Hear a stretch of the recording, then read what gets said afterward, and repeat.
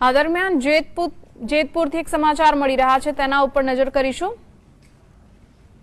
તો જેતપુરમાં રાદડિયા પરિવારને ટિકિટ આપવા માટે ઠેર ઠેર બેનરો લાગ્યા છે। રાદડિયા પરિવાર સિવાય અન્ય કોઈને ટિકિટ આપવામાં આવશે તો પરિણામ જોવા જેવા થશે તેવી પણ ચીમકી ઉચ્ચારવામાં આવી રહી છે। રાદડિયા પરિવારને ભાજપમાંથી ટિકિટ આપવાની માંગ કરવામાં આવી રહી છે। ટિકિટ નહીં મળે તો ભાજપને વોટ નહીંનો બેનરમાં ઉલ્લેખ કરવામાં આવ્યો છે। તો પોરબંદર લોકસભા બેઠક પર ભાજપની ભૂલ હોવાનો પણ ઉલ્લેખ કરવામાં આવ્યો છે। વાત કરીએ સંવાદદાતા હિતેશ સાથે। જી હિતેશ, રાદડિયાના સમર્થકો દ્વારા બેનરો લગાવવામાં આવ્યા છે કે રાદડિયા પરિવારને જ ટિકિટ આપવામાં આવે, શું વિગતો?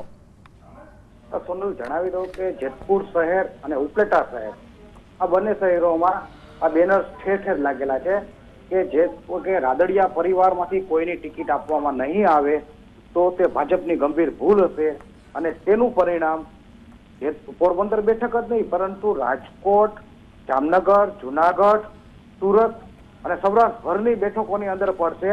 અને ભાજપના જે સમર્થકો છે, જે રાદડિયા પરિવારના પણ સમર્થકો છે કે જેના લોહીની અંદર ભાજપ છે, તે પણ ભાજપ સામે બળવો કરશે, ભાજપનો વિરોધ કરશે અને ભાજપને હરાવવાનું કામ કરશે। આવા બેનર્સ લાગેલા છે જેતપુર શહેરમાં અને ઉપલેટા શહેરમાં। સોનલ જી હિતેશ, સમગ્ર માહિતી બદલ આભાર।